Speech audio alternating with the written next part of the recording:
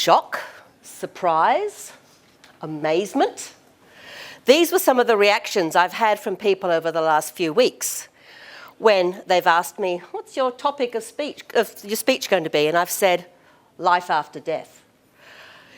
Very strange, considering I'm a card-carrying atheist.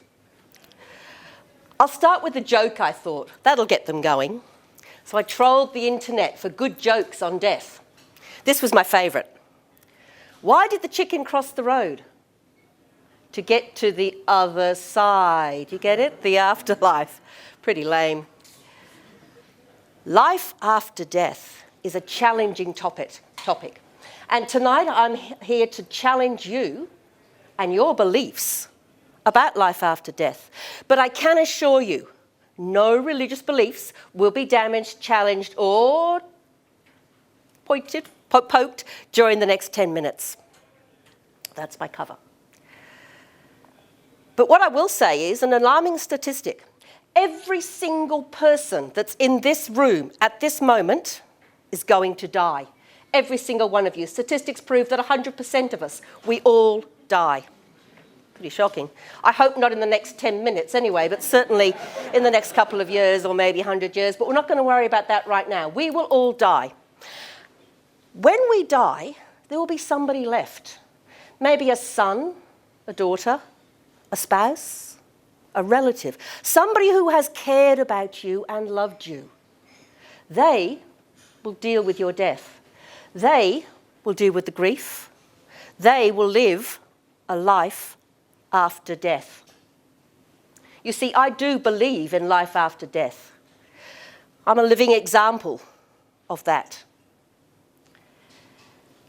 5 years ago, when I stood in this same position here, the Arthur Garvey Speaker of the Year, in the audience were two of the most proudest people you could imagine. They were bursting with pride. I had always been their little girl. They were so proud they were embarrassing. Mum and Dad aren't here tonight. And in fact, Mum died 4 years ago and Dad died exactly 1 year and 4 days after her. They had beautiful deaths. Both of them. Fortunately, they were in a nursing home that has a really proactive end-of-life policy. Both of them wanted to sign and put together an end-of-life care plan. This is a plan that outlines their wishes, what they want to happen leading up to their death, and what they want to happen following their death. Of course, as a family, this was quite traumatic to do. I remember sitting with Mum and she was going through her funeral, the music she wanted played, the clothes that she wanted people to wear, and there she was, living and breathing.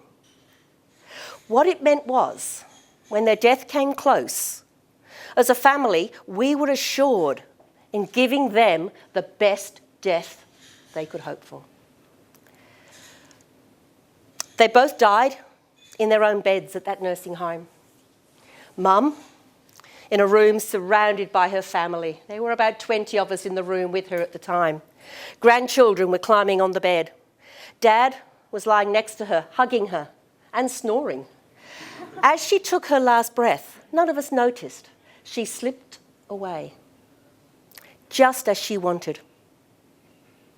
A year later and 4 days later, Dad passed away at the same nursing home. Now, he died in the early hours of the morning. As the sun came up, again, he took his last breath. I was sitting beside him, and very quickly my sisters joined me. Again, the nursing home encouraged us to spend as much time with the body, as much time with him as we needed to. At 7 a.m. in the morning, we got his bottle of Drambuie off the shelf, and we poured ourselves good, generous tots. And we toasted to him, we talked to him, and we embraced his death as well as his life. That Drambuie tasted good at 7 a.m. Now, this nursing home had another policy, which I'd never heard of before. And their belief is that when a resident dies, they're given dignity. So they're not taken out the back door in the dead of night by the undertaker. No. They're taken out in the lift, downstairs and out through the foyer and out the front door. And this gives the staff, the other residents, the opportunity to come and pay their last respects and form a guard of honour as they're taken out. Those practices may seem bizarre to people, but as a family, we were so in touch with Mum and Dad's death. That's why I can say it was a beautiful death.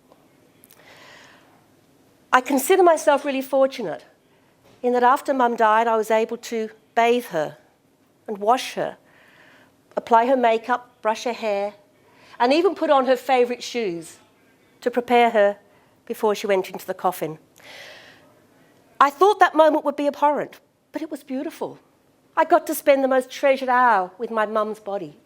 I hugged it. I held it tight. I cried like I'd never cried before, but I knew she was well and truly dead. That has formed how we've grieved in the years since. Our life after death has been enhanced by the good deaths they had.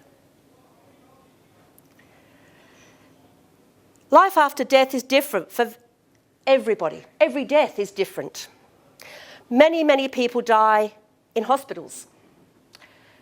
A survey recently by the Australian Health Commission has found that 70% of people would like to die in their own beds, but in fact only 14% of them do. The vast majority of people die in a hospital situation, surrounded by health paraphernalia, tubes, machines, lights, and staff bustling around their day. There's very little opportunity in that setting for the family to find a moment of solace, to be with the person who's dying. But we've come to this point because we hold deaths at arm's length. We find it abhorrent, the thought of seeing someone who's dead, the thought of talking about death. It's not part of our culture. It's totally foreign to us. I want to take you to a special place that I've discovered in the last couple of weeks. You go to Jakarta, Indonesia.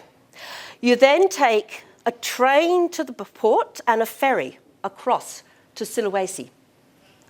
You then get on a bus and do a 10-hour bus trip, bone-jarring bus trip, up through the mountains, corkscrewing up and up and up for 10 hours until you come to the region of Toraja.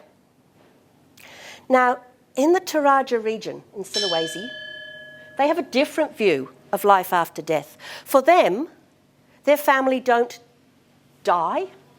They're just in a different state. And in fact, they keep their bodies of their family in the homes with them for as long as possible, sometimes 4 months, sometimes 4 years. You see, the funeral is the ultimate ceremony in their lives, so they need to save up for it. They don't have any problem with this. And in fact, even after the funeral, when the bodies have been taken to the tombs or the crypts that decorate the mansions in the area around them, they go there once every August and pull the bodies back out. And they redress them. They clean them. They prop them up, put a cigarette in their mouth, sunglasses on their heads, and take selfies. You see, to them, their view of death is so different to ours. To them, their loved ones aren't gone. They're just in a different state. In this book I was reading, Kambambo, one of the elders of the tribe, was in this crypt, and he said, "My dad is there, but I am here, so he is not dead. My mother is there, but my daughters are down in the field, so she is not gone. They have simply replaced her." You see, they live in a culture where death is knitted into the fabric of that community. So I challenge you tonight with some pretty interesting facts, some pretty interesting points of view about life after death. I urge you all to consider an end-of-life plan, to consider your own attitudes on life after death, to consider those who are close to you and further away, to consider how you can broach the subject with them. I ask you tonight to consider, how will you live your life after death?